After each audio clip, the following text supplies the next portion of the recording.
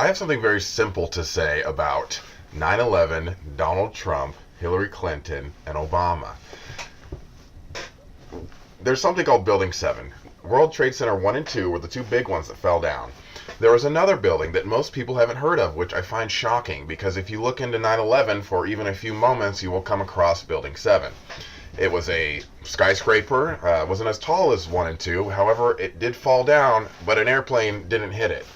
And that's a big deal, okay? Whether or not there were people in that building, I don't know. There probably was. It was a very large building, but we don't know. There could have been people in the vicinity of the building. What I'm saying is that people likely died during the demolition of that building.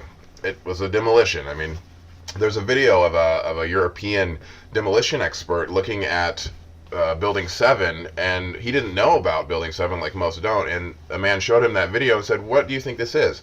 And he said, "That's a controlled demolition." And then the gentleman said, "Well, did you know that this happened in New York on 9/11?" And he's like, "No." So that's a big deal, and if you don't know that, look into it, because it will change your entire perspective. It's very simple. This whole Donald Trump thing is so big. It's just it's damn near, it is, in my experience, it's impossible to explain to somebody. And I've tried, especially to a so-called liberal or whatever these people are. I don't even call them liberals. I call them victims. It's just sad. It's not liberalism at all. Pardon me. So anyway, there's footage of Donald Trump a couple days after 9/11, perhaps a day after, talking about how he had many friends who died in those buildings.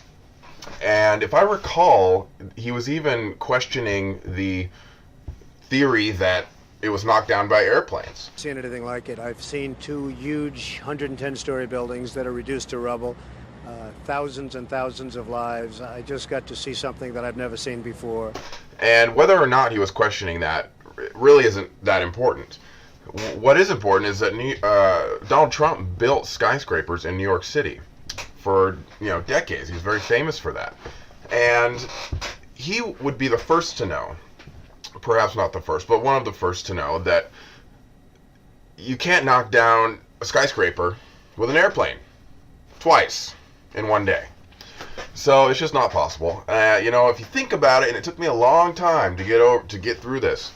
A hollow aluminum airplane, which is light, is meant to fly. If it crashes into a building, which is meant to stand for hundreds of years, is made of steel and concrete, it's like throwing an aluminum can at a brick wall. Nothing's going to happen. The can's going to get dented. Okay, and by the way, an airplane that light cannot fly at 500 miles an hour near sea level. The wings would come off, okay? It's not meant for that. If you look at videos of airplanes landing too hard, the wings just pop right off, man. That thing is hollow. And here is the action as seen from the front. The initial barriers destroy the propellers. Separate the landing gear. Wrench the engines from their mounts and start engine fires. The pull impact yaws the aircraft. There is a glancing contact with the left wing. The aircraft is pitched up, and the fuselage, weakened by the propeller, fails. There is severe crash impact on the second hill.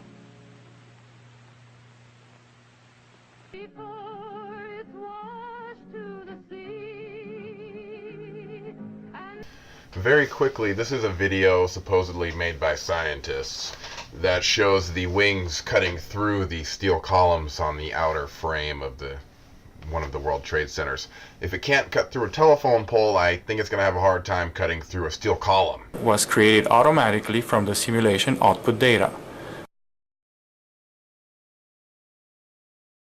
It's aluminum, okay? Aluminum, very, very malleable. Steel, not so much. Very strong, okay? So anyway, the deal is 9/11 was a lie. And if you're like, well, maybe, I don't know, I can't trust the government anyway, just look at Building 7. Because, okay, they lied about that. A whole building fell down, okay? Who was in there? Did somebody die? I don't know. And it goes on and on with 9/11. Bottom line, it was a lie. Another bottom line, Donald Trump built skyscrapers in New York City. Another one. The Bushes were involved in the whole thing. Okay, George Bush was was the president while that happened, if you recall. Okay, and then, nobody liked him. Everybody was tired of George Bush. Everybody made fun of him. He sucked, blah, blah, blah. Weapons of mass destruction, strategery, And so Obama comes in. And we're like, yeah, okay, we're not racist. Well, yeah, let's do this. And he didn't say anything about Building 7. He said nothing, which means he is an accessory to the crime. Or, I doubt it, but he blackmailed. You know what, though? If you're the president and you're blackmailed, you better get out there and do it, because you are at war, okay? And I would do it if somebody was blackmailing me and I had a chance to go out and say that, or even making a threat on my life, and I had a chance to go out as the president of the United States and tell the truth, I would do it, even if I was going to get killed, because that's the right thing to do, okay? So, he's a liar. Right? So there was these redacted, I believe it was 33 or 38 pages from not the 9/11 Commission report, but from another report that has a really long name, I don't recall. And members of Congress at the time were allowed to see it, and it talked about, however, they were only allowed to see it one page at a time in the Congressional Library basement, and they weren't allowed to bring anything with them or take any notes. But some members of Congress did see it at the time, and they were talking about how it talked about a Saudi Arabian involvement, which had already not been known, but had been thought to have been true by people in the 9/11 truth movement, or whatever you want to call it. And so Donald Trump started talking about that during the campaign. You actually said something that really intrigued me. There's still 28 pages of the 9/11 Commission report that have never been revealed. Right, and they should reveal I got the impression that you knew something maybe we don't know about the Saudis. I think you will involvement. find out when that's opened. I think you're going to find out that Saudi Arabia had a lot to do with the ripping down of the World Would you Trade open Center. that if you became president? I would open it, yeah. You would. Obviously, the war in Iraq was a big, fat mistake, all right? Now, you can take it any way you want, and it took Jeb Bush, if you remember at the beginning of his announcement, when he announced for president, took him 5 days. He went back. It was a mistake. It wasn't a mistake. Took him 5 days before his people told him what to say, and he ultimately said it was a mistake. The war in Iraq, we spent $2 trillion, thousands of lives. We don't even have it. Iran is taking over Iraq with the second largest oil reserves in the world. Obviously, it was a mistake. So George Bush made a mistake. We can make mistakes, but that one was a beauty. We should have never been in Iraq. We have destabilized the Middle East. And when I saw that, during the debates, when I saw that, I almost had a heart attack and fell out of my chair at 26 years old. Almost had a heart attack. Okay, he started talking about these pages, and I know that is not something you're supposed to talk about at the time, because they don't want us to talk about it. They won't even talk about Building 7, so why would they want us to talk about Saudi Arabian involvement when we're supposed to think it was Osama bin Laden who they supposedly killed, even though he was on the news that he died in like 2002 of kidney failure. And when they went into his house, supposedly, to get him, there was no dialysis machine, which he would have required to live. And all the body doubles and all that, you may recall. All those people that look like Osama, but obviously weren't. Anyway, so Donald Trump starts talking about that stuff during the campaign, or during the debates with Jeb Bush. And I was like, oh my God, it's so real. And you know what? You could say Donald Trump's a bad man, and it could be true. But get this, the government is so corrupted at that point, there's so many lies that are just open that anybody could just walk in there and start running for president and say, you know what, you better keep quiet over there, Jeb Bush, because I'm going to say some stuff about 9/11 if you don't stop. And that's what he did. They became so corrupted that it became so easy to get in there and show them for what they were, or get them to back down, or to change their game plan. And that's what he did. Anybody could have ran for president in his place and just started blabbing about 9/11. And Jeb Bush would have had to drop out. and the others would have fallen anyway. All of them were weak candidates. I watched the whole thing. Bernie Sanders likely could have been the president. However, they stole California from him. He was not strong enough. That was his problem. He didn't talk about 9/11, and that's what people want to know about. They want to know about the corruption. They don't. I mean, people want a handout, but at the same time, they want to know the truth first. And Bernie Sanders was just not strong enough. Hillary Clinton's too crooked. So Donald Trump basically ran unopposed. Basically, I mean, John Kasich was a joke. I mean, Chris Christie was honestly just too fat. Nobody's gonna elect him. I mean, they were all just terrible people. Ben Carson, I mean, come on. He was just too quiet. Too quiet. Two black guys in a row. He's smart, but that honestly has nothing to do with skin color. But he was just too quiet. And so when Donald Trump started talking about the 33 pages or whatever, however many it was, then Jeb Bush, he closed his campaign, I believe, the next day. Okay, it wasn't the next day, it was within the next week.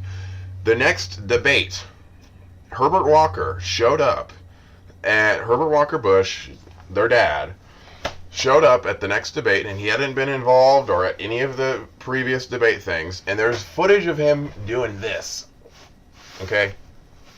Allegedly, supposedly, likely to Donald Trump. Who else would he be doing that to? John Kasich, I'm gonna get you. You know, come on. He's obviously saying it to Donald Trump because he pulled their card on 9/11. It was amazing. He was like, you guys better back off. It made it so easy. They were so weak. Obama spent all that time on the golf course. What a loser. Gosh, So just consider that. Look into 9/11 just a little bit. Don't even do it. Look, you can do it. Honestly, there's no point because, I guess you should just believe me at this point because it's that simple. I would never ask you to believe me. Just believe me. Like, I would tell somebody, yeah, just believe me that the sky is blue because it's true. Okay? So, but just type it in, whatever you gotta do. I'll edit it in here or whatever. And it's just that fucking simple, you guys. They were so corrupt, so sloppy. It just took one guy to get up in there and start pointing out what they were doing for them all to back off because there's such criminals that, and it was so open that they can only exist within each other. They can only debate the people who are in on their lies and who are intimidated. Donald Trump wasn't because he had their card. It was so easy. Like if he says a bunch of stuff about 9/11 and then dies, that doesn't work. The more you lie, the more vulnerable you are, and you can only live in a world of lies when you're a liar. So if everything starts falling apart, you're done. And the internet, they say he's the first meme elected president or whatever. Yeah, I guess so. Because the internet is the truth, and that's how they've gotten away with everything for so long. Because the internet wasn't so prevalent. But now that it is, they are fucked. Okay? The propaganda also flows a lot more easily. But the truth is far more sensational and fascinating. So just think about that. Donald Trump, 9/11, and how it fits into the presidential race of 2016.